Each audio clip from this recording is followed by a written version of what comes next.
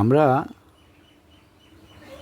রসায়নবিদ্যা বা কেমিস্ট্রি নিয়ে আলোচনা করব। কেমিস্ট্রি প্রথমের যে চ্যাপ্টারটি প্রাথমিক ধারণা, কেমিস্ট্রির যে প্রাথমিক ধারণা, এই বিষয়টায় আলোচনা করতে গিয়ে রসায়নের গুরুত্ব কী, পদার্থের প্রকৃতি, তারপরে ভৌত রাশিসমূহ, রাসায়নিক সংযোগের সূত্রাবলী, ডাল্টনের পরমাণুবাদ, অণুর ধারণা ও অ্যাভোগাড্রো প্রকল্প, পারমাণবিক ভর, পারমাণবিক গুরুত্ব, আণবিক ভর, আণবিক গুরুত্ব, অ্যাভোগাড্রো সংখ্যা, মোলের ধারণা, অ্যাভোগাড্রো প্রকল্পের প্রয়োগ, এরকম যোজ্যতা এবং মৌলের তুল্যাঙ্ক ভার, রাসায়নিক তুল্যাঙ্ক, শতকরা সংযুক্তি, স্থূল সংকেত, আণবিক সংকেত, স্টয়চিওমেট্রি, এই বিষয়গুলো আমাদের এখানে আসবে এবং দ্রবণে সংগঠিত বিক্রিয়া সমূহ সংক্রান্ত গণনা এই চ্যাপ্টারের মধ্যে আসবে।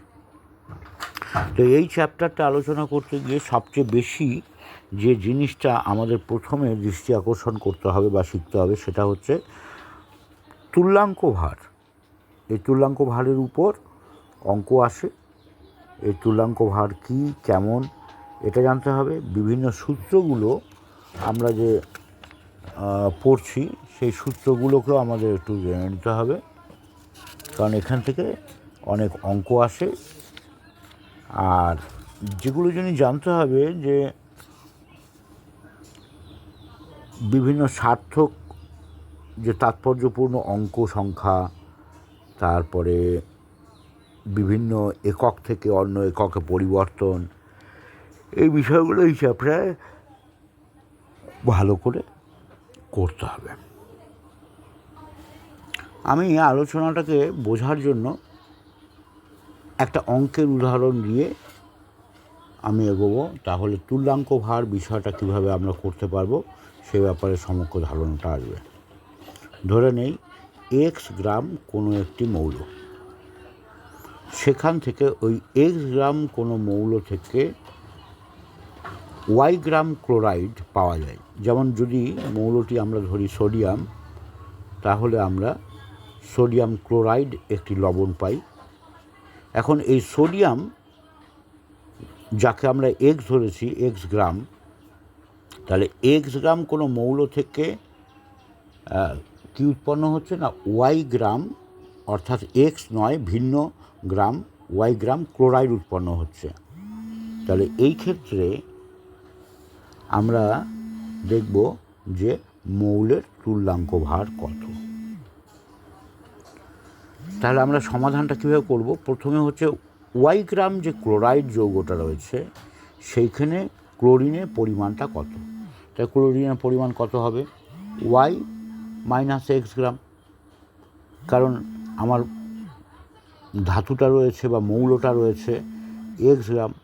তাহলে পরে আমার এখানে বিষয়টা কী হবে না, ওয়াই মাইনাস এক্স গ্রাম আমি ক্লোরিনের পরিমাণ পেলাম।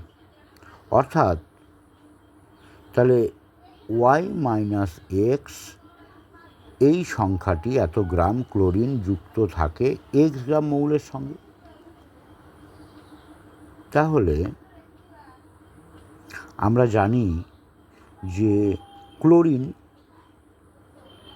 তার পারমাণবিক যে ভর, সেই পারমাণবিক ভর কত না 35.5।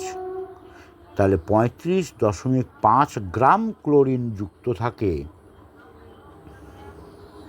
তাহলে কতটা মৌলের সাথে ঐকিক নিয়মের মাধ্যমে আমরা পেতে পারি 35.5 into x by Y minus x gram মৌল। তাহলে ওই মৌলের যে তুল্যাঙ্ক ভার তাকেই বলা হচ্ছে যে সে কি পরিমাণে ওই 35 গ্রাম পারমাণবিক ভরের ক্লোরিনের সাথে যুক্ত হয়ে যৌগ গঠন করছে। তাহলে আমরা মৌলের তুল্যাঙ্ক ভারটা কীভাবে পাবো? 35.5 ক্লোরিনের ক্ষেত্রে যেহেতু ক্লোরিন যুক্ত ছিল, 35.5 X by Y minus x.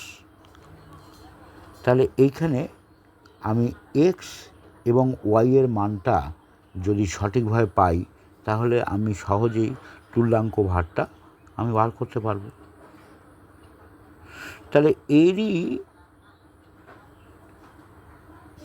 সূত্র ধরে আমরা সরাসরি যে ধরনের পরীক্ষায় অঙ্ক আসে এই চ্যাপ্টারটায়, এই রসায়নের প্রাথমিক ধারণায়, সেখানে আসে এরকম আরেকটি অঙ্ক নিয়ে একটু আলোচনা করি, সেটাও তুল্যাঙ্ক ভারকে কেন্দ্র করে। একটি ধাতব অক্সাইড যার ওজন হিসেবে 60% ধাতু আছে, তাহলে 60% ধাতু থাকলে অক্সাইড বা অক্সিজেন কত আছে? 40%। তাহলে ধাতুটার তুল্যাঙ্ক ভার কত হবে? তাহলে 100 গ্রাম ধাতব অক্সাইডে অক্সিজেন কত থাকবে? না 40 গ্রাম। যেহেতু ধাতু আছে 60%, তাহলে 100 গ্রাম যদি ধাতব অক্সাইড হয় সেখানে আমার অক্সিজেন কত হচ্ছে? না 40 গ্রাম। তাহলে 40 গ্রাম অক্সিজেন যুক্ত হয় 60 গ্রাম ধাতুর সঙ্গে। তাহলে আমার পারমাণবিক যে ভর সেটাকে গ্রামে নেব, অর্থাৎ অক্সিজেনের ক্ষেত্রে 8, তাহলে 8 গ্রাম অক্সিজেনের সাথে যুক্ত, তাহলে 60 × 8/40 ঐকিক নিয়মে সমান 12 বা 12 গ্রাম ধাতুর সঙ্গে যুক্ত হচ্ছে। তাহলে এই 12 যে সংখ্যাটা, তখন আর গ্রাম থাকবে না, তুল্যাঙ্ক ভারে একক থাকে না, তাহলে ধাতুটির তুল্যাঙ্ক ভার হবে 12। তাহলে পরিষ্কার বুঝতে পারছি যে 8 গ্রাম অক্সিজেনের সঙ্গে 12 তুল্যাঙ্ক ভার যুক্ত হয়েছে। সেটা কার দিকে নির্দেশ করছে? না কার্বন। এখানে অঙ্ক করতে গিয়ে আরেকটি বিষয় সম্পর্কে পরিষ্কার ধারণা হওয়া চাই, সেটা হচ্ছে মোল সংখ্যা। তাহলে 1 মোল, এই 1 মোল অণু বলতে আমরা কি বুঝবো? কোনো যৌগিক পদার্থ বা মৌলিক পদার্থের ক্ষেত্রে 6.022 বা 23 × 10⁻23 এতটি অণু বোঝায় বা অণু থাকে যতটা পদার্থের মধ্যে, সেটাকে 1 মোল বলা হয়। তাকে যদি গ্রামে পরিণত করা হয় তাহলে সেটাকে বলা হচ্ছে 1 গ্রাম অণু। তাহলে কোনো মৌলের বা যৌগের পদার্থের 1 মোল অণু মানে হলো ওই পদার্থের 1 গ্রাম অণু। এই মোলের ধারণাটা, তার যে কতটা সংখ্যা থাকছে? না ওখানে 6.023 × 10⁻23। এই মোলের ধারণাটি না হলে আমরা কোনো অঙ্কই সঠিকভাবে করতে পারবো না। যেমন আমরা 1 মোল বা 1 গ্রাম অণু কার্বন ডাইঅক্সাইডের কথা যদি ভাবি, তাহলে পরে আমরা কত পাবো? ওখানে 32 অক্সিজেনের ক্ষেত্রে 16, আর এদিকে হচ্ছে 12, মোট 44। তাহলে 1 গ্রাম অণু যার মধ্যে একটা কার্বন এবং 2টো অক্সিজেন রয়েছে, তাহলে কি হবে? এদিকে 12 যোগ 16 এবং 16, 32, তাহলে হয়ে গেল 44।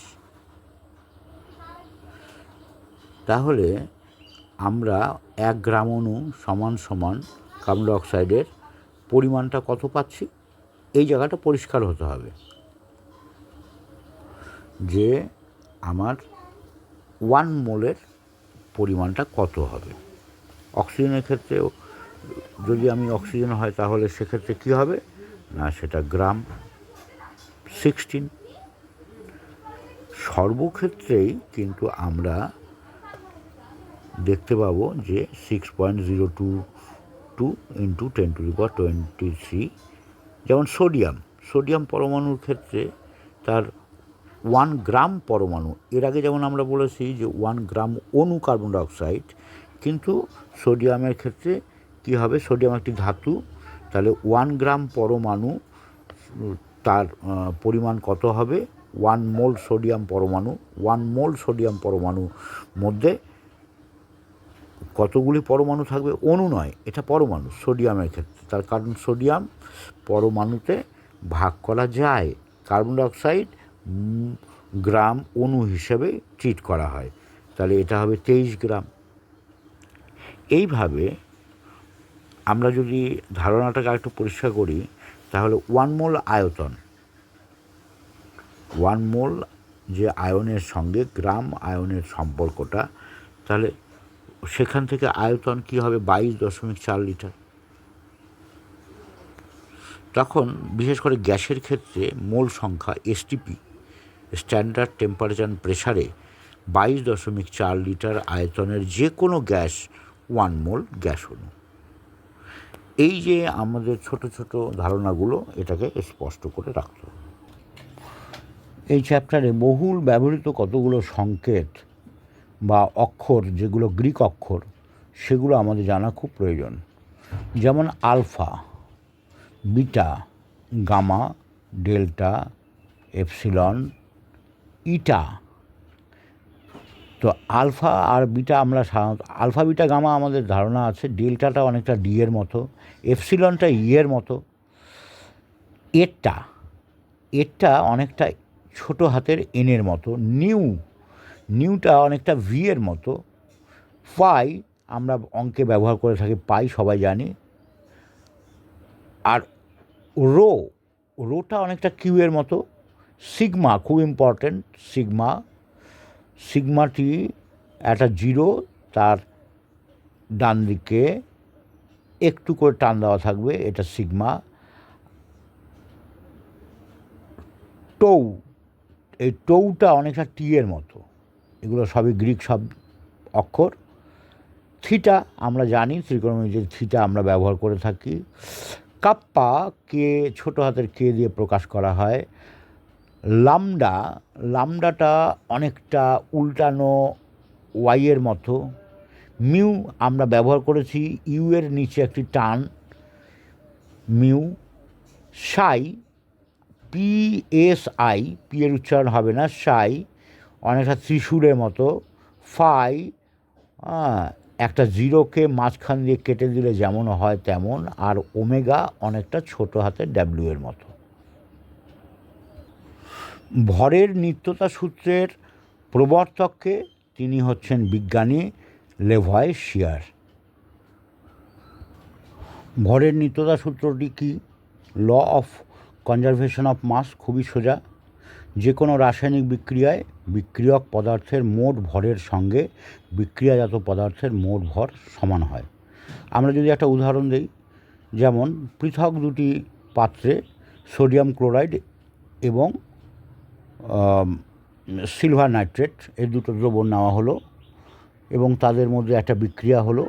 সেই বিক্রিয়া হওয়ার পরে সিলভার ক্লোরাইড AgCl এবং সোডিয়াম নাইট্রেট উৎপন্ন হলো। তাহলে দেখা যাবে আগের সোডিয়াম ক্লোরাইড এবং সিলভার নাইট্রেটের ভরের মোট পরিমাণ এবং পরের ভরের মোট পরিমাণ সমান থাকে। যদি কোনো রিয়াকশানে গ্যাস উৎপন্ন হয়, তাহলে গ্যাসটিকে আলাদাভাবে সংযুক্ত করে ভরের নিত্যতা সূত্রকে আমরা প্রমাণ করতে পারি। এরপর চলে আসছে ল অফ কনস্ট্যান্ট প্রপোর্শনস বা স্থিরানুপাত সূত্র। এটি ফরাসি বিজ্ঞানী প্রাউস্ট প্রবর্তন করেছেন। এটির বিবৃতিটা একটু বড়। আমরা কোনো নির্দিষ্ট যৌগকে যে উৎস থেকেই সংগ্রহ করি না কেন বা করা হোক না কেন, বা যেভাবেই তৈরি করা হোক না কেন, যৌগটি কতগুলি নির্দিষ্ট মৌলের সমন্বয়ে গঠিত হয় এবং যৌগটিতে উপাদান মৌলগুলোর ভরের অনুপাত সর্বদা স্থির থাকে। এখানে এই কনসেপশানে ভরের অনুপাতের কথা বলা হয়েছে। আমরা এই অনুপাতকে কিভাবে সূত্র আকারে বলবো? x:y = m:n।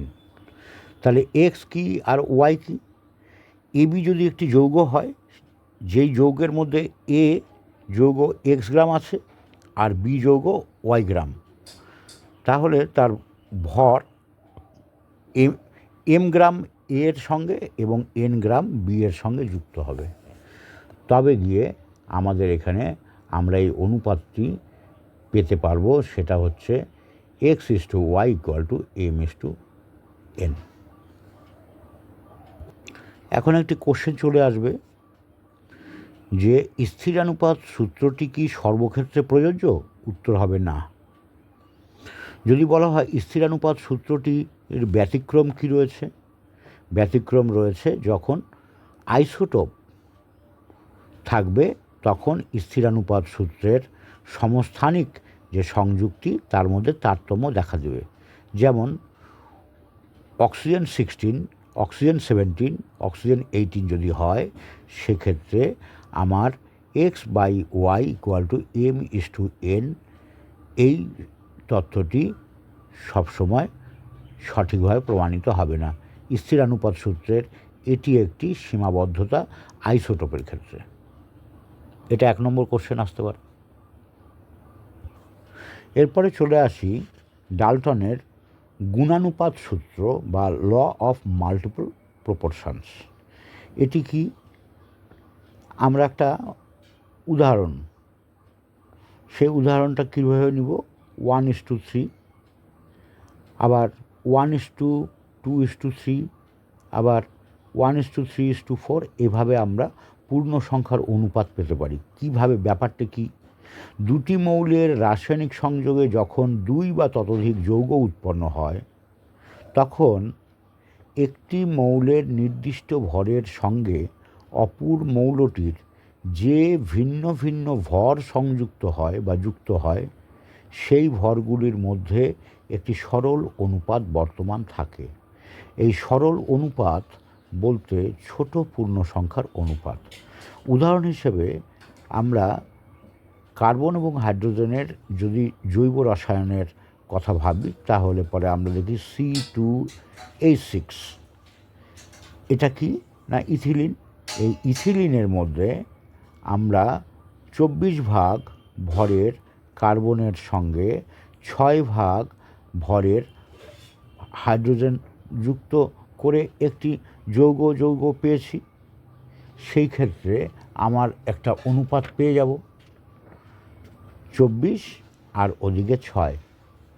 এইভাবে আমরা গুণানুপাত সূত্রটির একটা ব্যাখ্যা দিতে পারি। এই ক্ষেত্রে আরেকটি কোশ্চেন এলো, সেটা হচ্ছে জৈব যৌগের ক্ষেত্রে আমরা পূর্ণ সংখ্যাও পেতে পারি, ভগ্নাংশও পেতে পারি। কেন না? হাইড্রোকার্বনগুলি যেমন ইথেন, মিথেন, প্রোপেন, বিউটেন, তাদের ক্ষেত্রে যখন আমাদের ভরের যে অনুপাত, সেটা আমরা বিভিন্ন রকম পেতে পারি, অর্থাৎ সেখানে ভগ্নাংশ আসতে পারে। গুণানুপাত সূত্রটির মধ্যে এটি একটি ব্যতিক্রম। এটা 1 নম্বর কোশ্চেন হতে পারে। মিথনুপাত সূত্র বা ল অফ রেসিপ্রোকাল প্রপোর্শনে আমরা দেখি যে গাণিতিক রূপটা আমরা পাই, সেটা হচ্ছে XA/YB। এক্স এবং ওয়াই পূর্ণ সংখ্যা। এই বিষয়টি কি একটু উদাহরণ দিয়ে বলি। সেটা হচ্ছে যদি কার্বন ডাইঅক্সাইড হয় তাহলে CO2।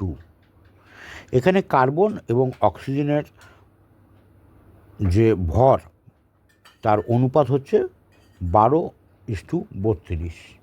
তাকে কাটাকাটি করলে আমরা কি পাই? 3:8। এই 3:8-এর সঙ্গে আমরা 3-র সঙ্গে 4 আর 8-এর সাথে 4 পেয়েছি। তাহলে আগে যে সূত্রটি বললাম XA/YB, ওই সূত্রটার মধ্যে তাহলে কমন উপাদান কী ছিল? 4। তাহলে এটি একটি মিথনুপাত সূত্রের উদাহরণ। মিথনুপাত সূত্রকে সমর্থন করে একটি অঙ্ককে আলোচনা করলে আমরা মিথনুপাত সূত্রের বিষয়টি পরিষ্কার হব। ধরে নেই ম্যাগনেসিয়াম অক্সাইড MgO কতটা নিয়েছি না 0.76 গ্রাম। এই যৌগটির মধ্যে ম্যাগনেসিয়ামের পরিমাণ কত না? ম্যাগনেসিয়ামের পরিমাণ হচ্ছে 0.46 গ্রাম। অক্সিজেনের পরিমাণ কত?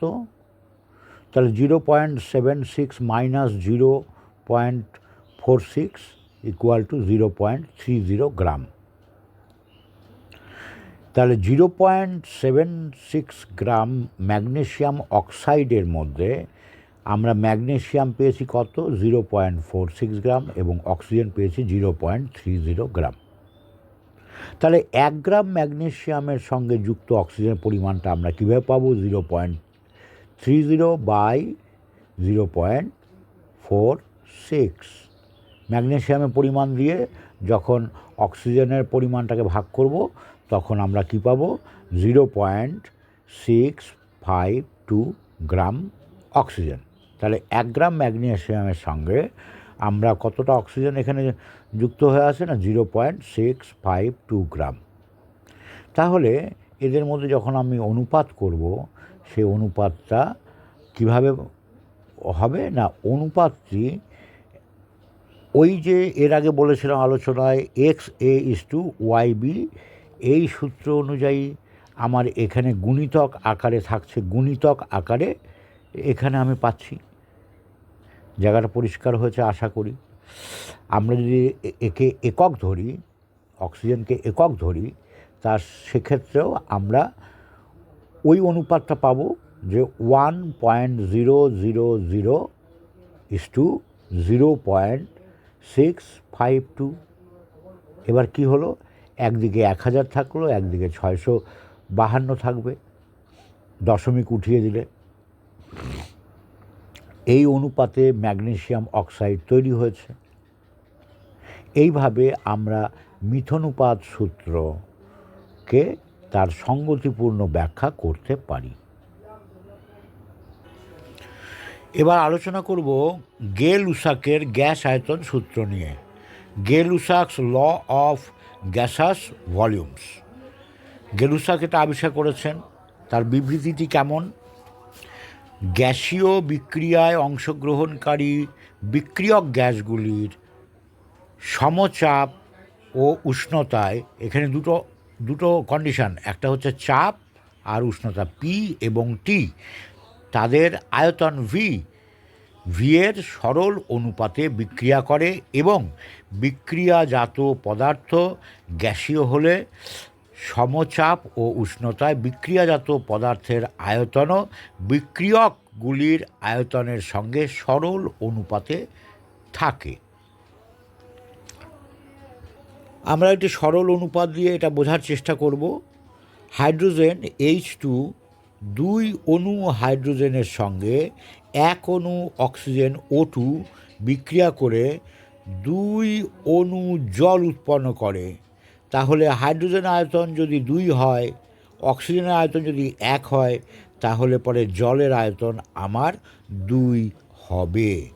তাহলে একটা সরল অনুপাতে থাকবে হাইড্রোজেন, অক্সিজেন এবং জল, H2, O2 এবং H2O, এই তিনটা জিনিস সরল অনুপাতে থাকবে 2:1:2। এইভাবে গে-লুসাকের গ্যাস আয়তনের সূত্রের মধ্যে আমরা তার ব্যাখ্যাটি দিতে পারবো যখন সমচাপ ও তাপমাত্রায় এই গ্যাসীয় বিক্রিয়াটি হচ্ছে।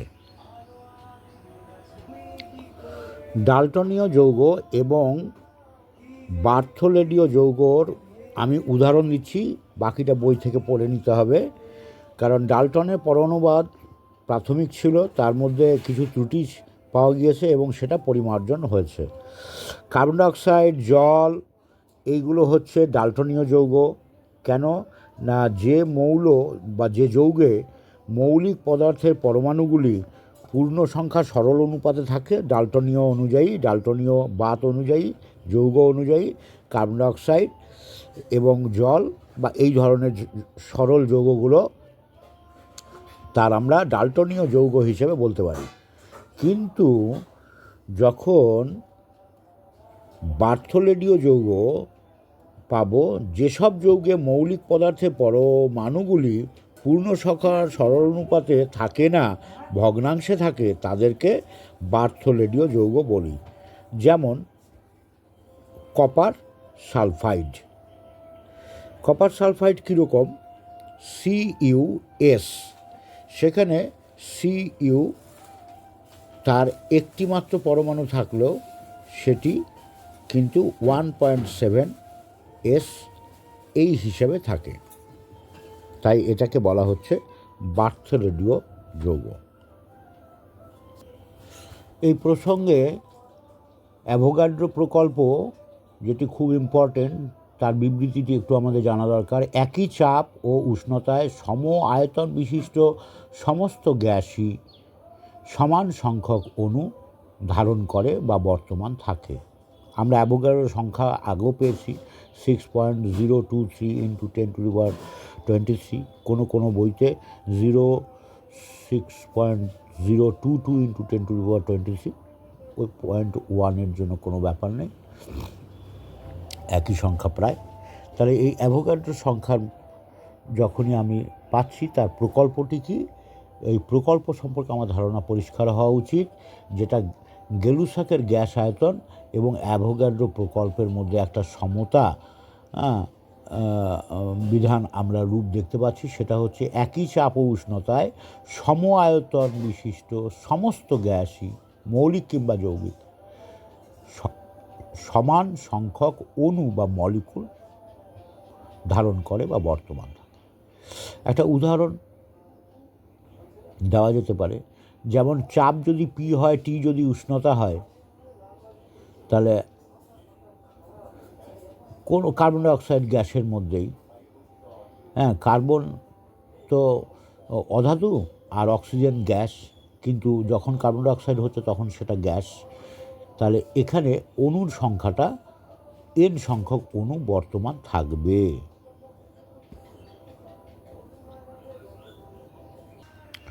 অ্যাভোগাড্রো প্রকল্প নিয়ে আলোচনা করতে করতে যে বিষয়টি আমাদের চলে এসছে, পরমাণু এবং পারমাণবিক ভর।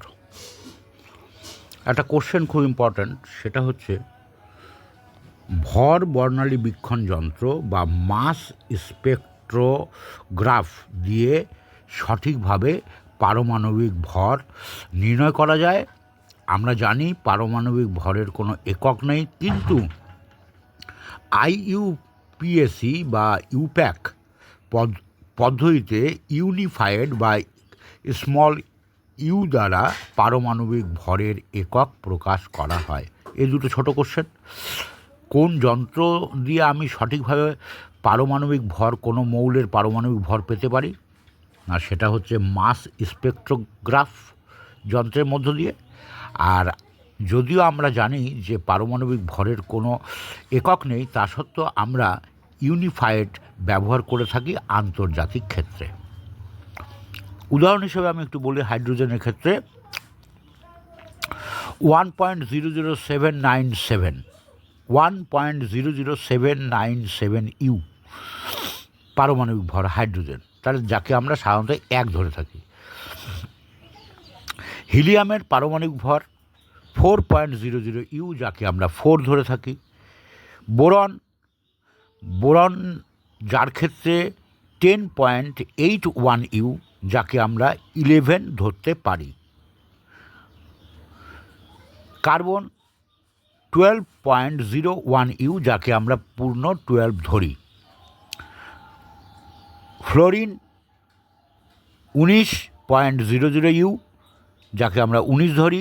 নাইট্রোজেন 14.0067 ইউ, যাকে আমরা 14 ধরি। অক্সিজেনের ক্ষেত্রে 16, সোডিয়ামের ক্ষেত্রে 22.99 ইউ, যাকে আমরা 23 ধরি। ম্যাগনেশিয়ামের ক্ষেত্রে 24.31 ইউ, যাকে আমরা 24 ধরি। অ্যালুমিনিয়াম 26.98 ইউ, যাকে আমরা 27 ধরি। আমরা আরও কয়েকটা উদাহরণ দিতে পারি, সেটা হচ্ছে সালফার হচ্ছে 32.06 ইউ, যাকে আমরা 32 ধরি। ক্লোরিনের ক্ষেত্রে 35.45 ইউ, যাকে আমরা এই সংখ্যাটাই ধরে থাকি, 35.45 ইউ। পটাশিয়ামের ক্ষেত্রে 39.10 ইউ, যাকে আমরা 39 ধরে থাকি। ম্যাঙ্গানিজ Mn, যার ক্ষেত্রে 54.94 ইউ, যাকে আমরা 55 ধরে থাকি। আয়রনের ক্ষেত্রে 55.85 ইউ, যাকে আমরা 56 ধরে থাকি। কপার 63.54, এখানে 63.54কে আমরা 63.54 হিসেবে ধরব। জিঙ্কের ক্ষেত্রে 65. কপারের ক্ষেত্রে 63.54, তাকে আমরা 63 ধরতে পারি, কিন্তু শুদ্ধ অঙ্কের ক্ষেত্রে আমরা 63.54 ধরব। জিঙ্কের ক্ষেত্রে 65.37, যাকে আমরা অঙ্কের ক্ষেত্রে 65 ধরে থাকি। আয়োডিন 126.90, যাকে আমরা 127 বা 127 ইউ ধরে থাকি অঙ্কের ক্ষেত্রে। পারদ বা মার্কারি, যাকে এইচজি দিয়ে প্রকাশ করা হয়, সেটা হচ্ছে 200.59 ইউ, যাকে আমরা 200.5 ধরে থাকি বা 6 ধরে থাকি, 200.6। লেড, যাকে আমরা পিবি দিয়ে প্রকাশ করি, সেটা হচ্ছে 207.19, যাকে আমরা অঙ্কের ক্ষেত্রে 207 ধরে থাকি। এখানে পারমাণবিক আয়তন কীভাবে বার করব তার একটা উদাহরণ দিলে পরে তোমাদের বুঝতে সুবিধা হবে। ধরে নে সোডিয়াম Na, পারমাণবিক ভর হচ্ছে 23, এর পারমাণবিক আয়তন নির্ণয় করতে হবে।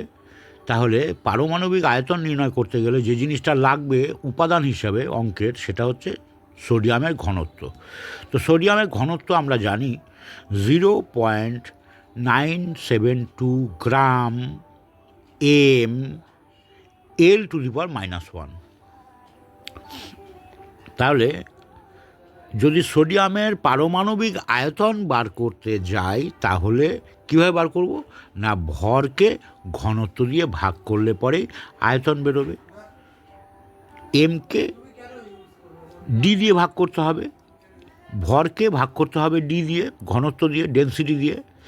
তাহলে কি হবে, 23/0.972 ইকুয়াল টু 23.66 মিলিলিটার।